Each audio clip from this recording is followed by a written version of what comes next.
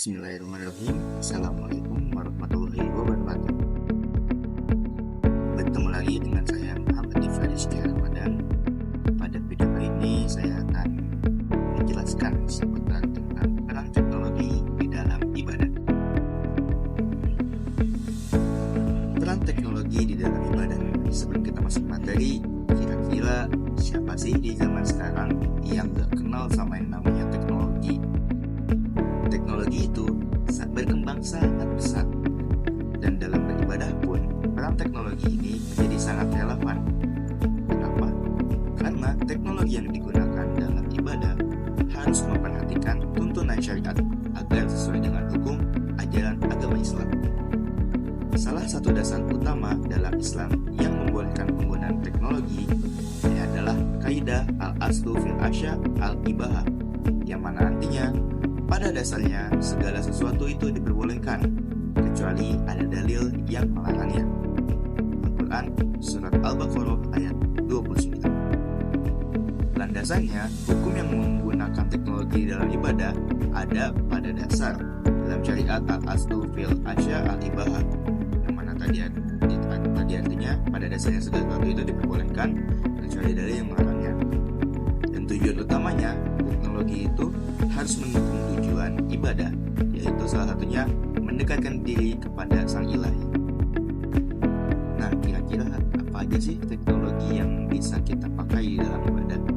Nah, salah satu contohnya itu aplikasi Al-Quran, yang mana aplikasi Al-Quran ini bisa membantu kita untuk membaca Al-Quran di mana saja, kapan saja, dan tentunya kita harus memperhatikan tempat yang dilarang-larang ketika kita tidak boleh membaca Al-Quran, seperti di kamar mandi, di tempat-tempat yang kotor, dan lain sebagainya. Dan juga peran teknologi di dalam ibadah ini dan tentunya juga kita bisa mengingatkan kepada kita waktu sholat, karena di zaman sekarang ini semua orang mayoritas memiliki handphone, ya, salah satu teknologi yang modern. Nah, di dalam handphone ini ada aplikasi yang namanya pengingat sholat itu, yang bisa memudahkan umat Islam untuk melaksanakan sholat tepat waktu. Dengan apa? Dengan alarm dari pengingat sholat itu. Dan juga ada yang namanya kajian online.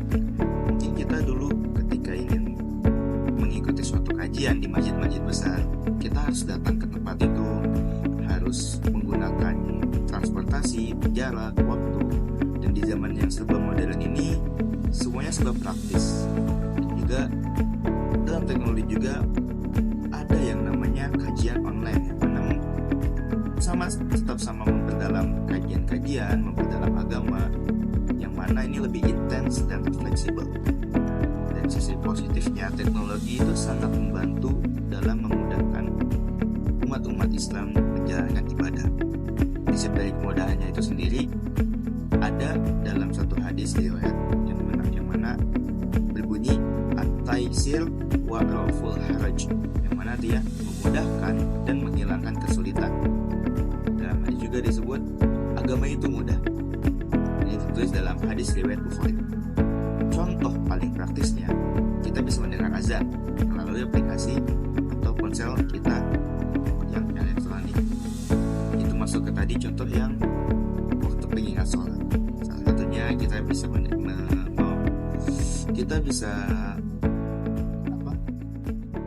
menayangkan, memasang alarm untuk mengingat waktu sholat. Nah, bagaimana kalau jika ada pertanyaan, boleh nggak sih kita bersedekah dan zakat di dalam zaman yang serba modern ini menggunakan teknologi? Nah, berzakat dan bersedekah bisa menggunakan teknologi. Salah satunya kita bisa mentransfer dari bank satu ke bank lain, dan aplikasi donasi online, yang mana itu memudahkan pelaksanaan ibadah. Prinsipnya itu adalah niat, yang mana amal itu tergantung pada niatnya. Jika kita ingin berdonasi, kita ingin berinfak, bersumbang, jika kita tidak memiliki uang cash, apalagi di zaman sekarang yang serba digital ini, malah ada yang namanya istilah-istilah kata cashless. Nah, kita bisa berdonasi, bersedekah, bahkan sampai zakat pun dengan cara mentransfer dari bank satu ke bank lain.